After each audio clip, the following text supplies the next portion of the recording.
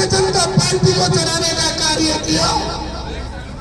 मैं एक एक घर पहुंचा, एक एक घर में अलग जगाई और एक एक हाथ भारतीय जनता पार्टी से जोड़ा। मैंने हर चीज की, लेकिन मेरे साथ अन्याय हुआ और ये अन्याय वार्ड 26 की चर्चा के साथ हुआ है। अगर ये जनता कहेगी कि रवि इलेक्शन लड़ेगा तो सोमलता भड़ाना पार्षद यहाँ से इलेक्शन लड़ेगी। अगर ये जनता चाहेगी, हाँ जी बोल दो, अगर ये जनता चाहेगी कि ये इलेक्शन, ये आदमी सब मेरी बातें बहने अगर अपना सोच के लड़ेंगे तो ये रवि इलेक्शन लड़ेगा, नहीं तो मैं इलेक्शन नहीं लड़ूंगा।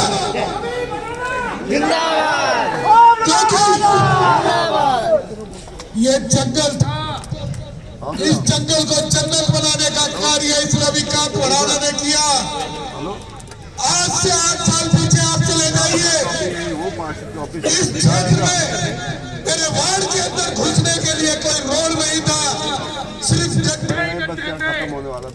बिजली के नाम पर खंभे नहीं थे, ट्रांसफार्मर नहीं थे, तार नहीं थे। मेरे क्षेत्र की जनता हर चीज, एक एक चीज के लिए मेरे भाई बहन तरसते थे, क्योंकि मैं परचूने की दुकान करता था, मैं उनका दर्द देखता था। मैं भी एक गरीब परिवार का बेटा हूं, मैंने भी संघर्ष किया, मैंने भी वो दिन देखे कि इस क्षेत्र की जनता कैसे निकलती थी। स्कूल से बच्चे जाते थे तो मेरी माँ रोडों पे गिर जाती थी, बरसात के टाइम होते थे, घुटने घुटने पानी, घुटने घुटने कीचड़ होते थे। लेकिन अगर इस रवि ने किया तो वो आग चाट का रिपोर्ट कार्ड मेरे भाई बहनों के पास है, मुझे कहने की जरूरत नहीं पड़ेगी, क्योंकि मैं कहता हूं अगर मैंने कुछ नहीं किया, इस क्षेत्र से आपने कार मिटा दिया, क्या वो चलवाल इंकलेव गणपति कॉलोनी स्टाइल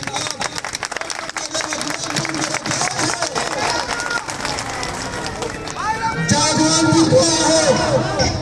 मेरे गांव में एक रोड कार्य किया, मैंने वो कार्य करके दिखाया।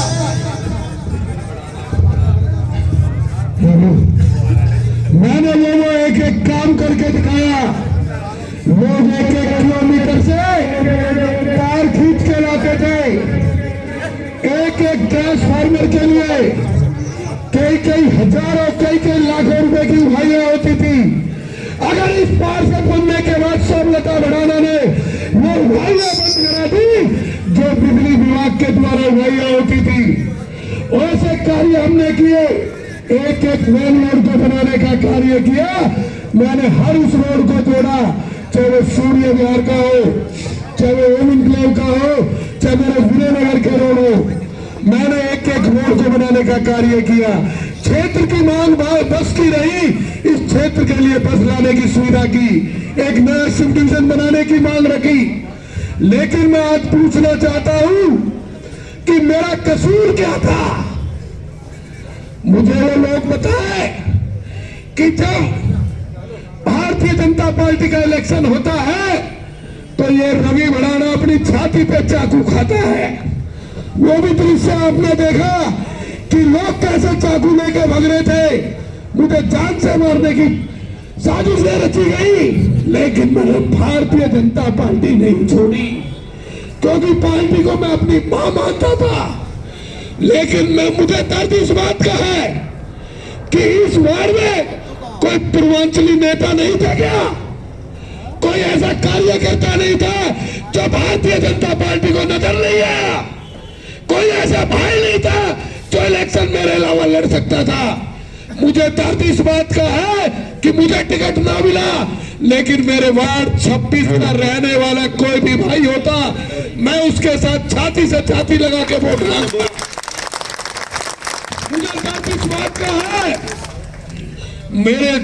मेरे आंसू इस बात के हैं कि मैंने कभी पार्टी के साथ गद्दारी नहीं करी, लेकिन कुछ लोगों ने वो साजिश रची मेरे खिलाफ वो माहौल तैयार किया गया। एक झूठा माहौल कुछ लोगों ने बनाया, ऐसे लोगों ने बनाया जिनका वजूद वार्ड 26 में नहीं। उन्हें यहाँ वार्ड 26 की जनता, ये माताएं बहनें बैठी है, भाई बंधु बैठे, ये हजारों की तादाद में आदमी बैठे हैं। मैं पत्रकार महोदय जी, आप सारे टीवी चैनलों से यहाँ आए हैं, एक एक भाई एक एक बहन से पूछ ले कि किसी ने किसी व्यक्ति का नाम सुना हो तो मुझे मेरी माताएं बहनें बताएं। पूरे 5 साल से अपने घर से एक वार्ड 26 आज है, पुराना 24 था। एक वार्ड नहर पार पूरे फरीदाबाद में एक वार्ड ऐसा है जो पार्षद अपने घर से, अपने निजी फंड से, क्योंकि हमारे यहाँ सीवर लाइन की सुविधा 5,000 6,000 रुपए कमाता है तो उसके घर का बजट बिगड़ जाता है। हमने सोचा कि अगर मेरी माताएं बहनें, अगर हम सीवर लाइन से विचलित हैं तो उस सीवर की निकालता हूं, से अपनी टैंक अपने घर से खाली करता हूं। मुझे ये बताए, मुझे सिर्फ ये बताया जाए कि मेरे अंदर क्या कमी रही, मेरी सेवा में क्या कमी रही। हम वो व्यक्ति थे सतपाल जी, ये भाई सुबह 6 बजे अगर भारतीय जनता पार्टी की मीटिंग होती थी तो ये माताएं, ये जो बहनें बैठी हैं, ये मेरे भाई, जो मेरे बंधु, मेरे सखा बैठे, मेरे चाचा ताऊ, हर कॉलोनी गांव से एक भाई से एक एक व्यक्ति बैठा है, सुबह 6 बजे घर से तैयार हो जाता था कि मेरे बेटे रवि ने मुझे बुलाया है।